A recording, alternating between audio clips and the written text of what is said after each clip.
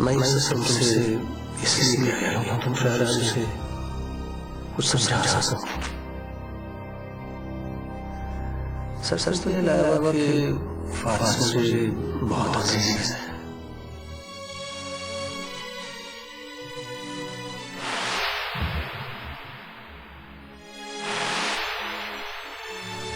इसका मतलब तो ये हुआ कि भाईजान फारिस की वजह से परेशान है।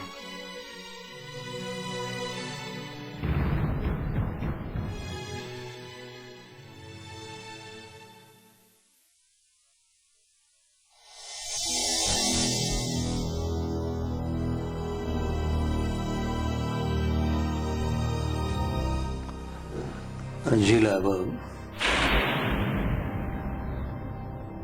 इस काम से आई आप? जी, मुझे आपसे एक जरूरी बात करनी है। लाभ, हम एक मीटिंग में मसरूफ हैं, बाद में ना करें बात? भाईजान, जो बात मैं आपसे करना चाहती हूँ वो इस मीटिंग से ज्यादा जरूरी है।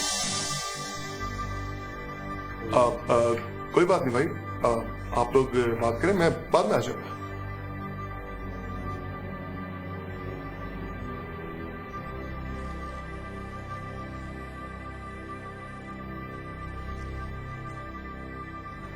जी भाईजान, आप फारिस की वजह से परेशान हैं।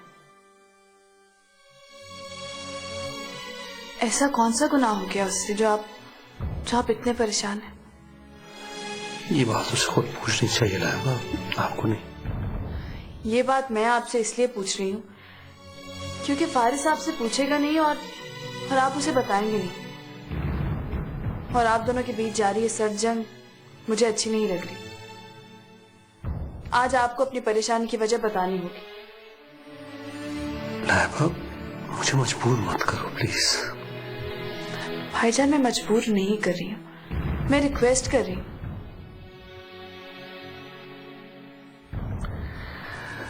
देखो लाभ, कुछ बातें ऐसी होती हैं जिन पे अगर पर्दा पड़ा रहे तो अच्छा है। बेनकाब होने पे वो बहुत बड़े तूफान का बाहिस बन जाती है। आप आज कुछ भी कहें, लेकिन मैं जानकर रहूंगी। आपकी ये परेशानी, ये कैफियत मुझसे नहीं देखी जाती। लाइबा, मैं फारिस की वजह से परेशान नहीं हूं, हादी और असद की वजह से।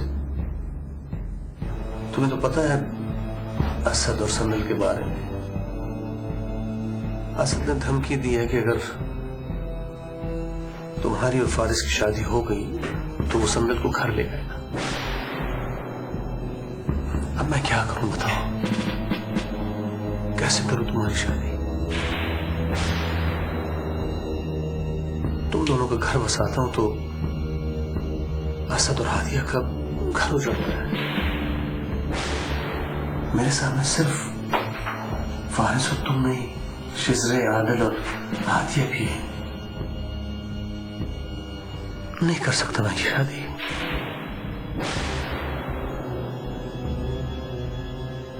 वरना ये आशियाना बिखर जाएगा।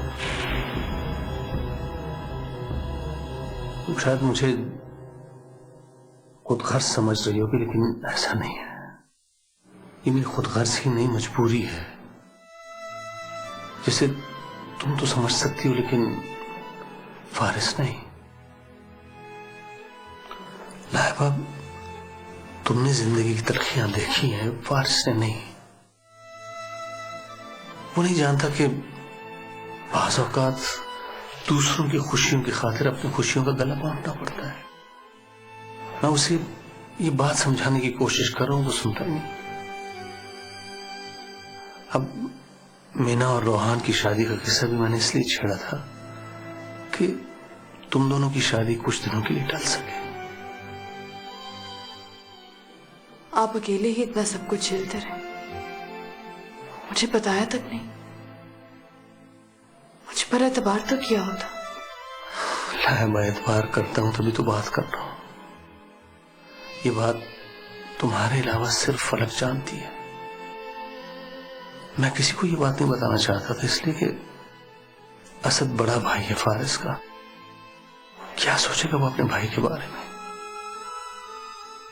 हादिया बीवी है, अगर उसके जहन में शक के नाग ने कुंडली मार ली तो उसकी सारी जिंदगी तल्ख हो जाएगी।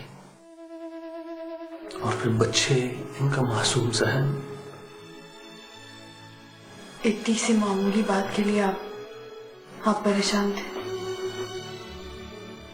आप सब मुझ पर छोड़ दें। मैं फारिस से खुद बात करूंगी और मुझे पूरा यकीन है वो मेरी बात मान जाएगा। लाइबा प्लीज मुझे गलत मत समझना। मैं बस इतना चाहता हूं कि कुछ अरसे के लिए फारिस को टाल दो। थोड़े अरसे बाद होपफुली असद समझ जाएगा। तब तक या फिर फारिस की पढ़ाई खत्म होने तक। तुम समझ रही हो ना? ये बात आपने किसी और से नहीं, अपनी बेटी से कही है, और ये बेटी अपने बाबा का मान जरूर रखेगी। Thank you. यस, हाँ जो भाई वो एक्चुअल में अपनी फाइल भूल गया था यहाँ पे। Thank you.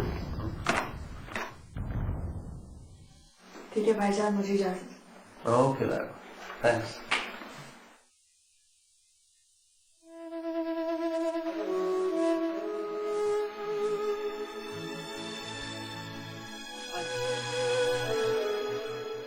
फारिस, मुझे तुमसे कुछ बात करनी थी। कहिए भाभी। तुम आज यूनिवर्सिटी गए नहीं या जल्दी आ गए हो? भाभी वो मीना को ड्रॉप किया और फिर लाइबा के साथ देर हो गई ऑफिस में। I am really very sorry. वो मुझे एक्चुअली कुछ पेंटिंग के लिए सामान भी खरीदना था। फारिस, जिंदगी भी उसी पोर्ट्रेट की तरह है जो बहुत से रंगों से मिलकर बनती है। जी तो चाहता है उसमें सारे अपनी पसंद के रंग हों, और अगर खत्म हो जाए तो बाजार से और जाकर खरीद लाए। मगर जिंदगी की तस्वीर में ऐसा नहीं कर सकते। भाभी आप कहना क्या चाह रही हैं? फारिस, अगर तुम्हारे फेवरेट 4 कलर्स ना मिले तो तुम क्या करोगे? तो मैं पेंटिंग नहीं बनाऊंगा। लेकिन जिंदगी में ऐसा नहीं होता। हमें रंगों की कमी के साथ ही जीना होता है, कॉम्प्रोमाइज करना पड़ता है। बट भाभी, I don't believe in compromises. और अगर आपकी मुराद लाइबा है तो आई एम सॉरी, मैं ये नहीं कर सकता।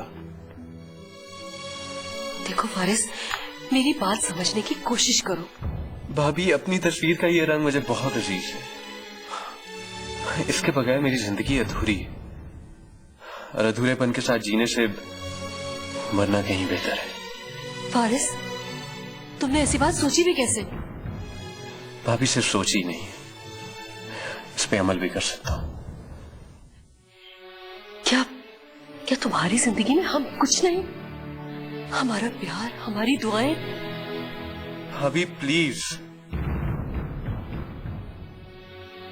मुझे इम्तिहान में मत डालें।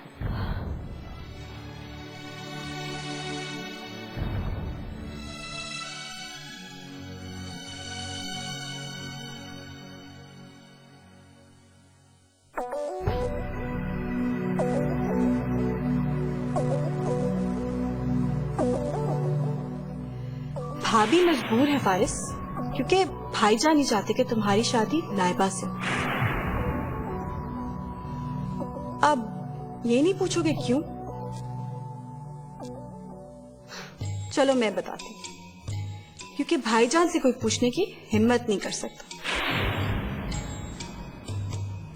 और अगर पूछ भी ले तो वो बताते थोड़ी हैं। वो सिर्फ हुक्म चलाते हैं, सिर्फ हुक्म।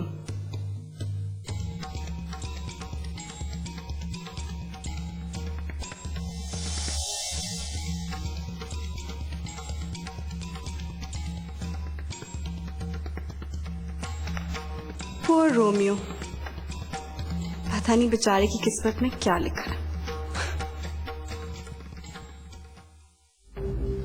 असद ने धमकी दी है कि अगर तुम्हारी और फारिस की शादी हो गई तो मुसम्मल को घर ले आए।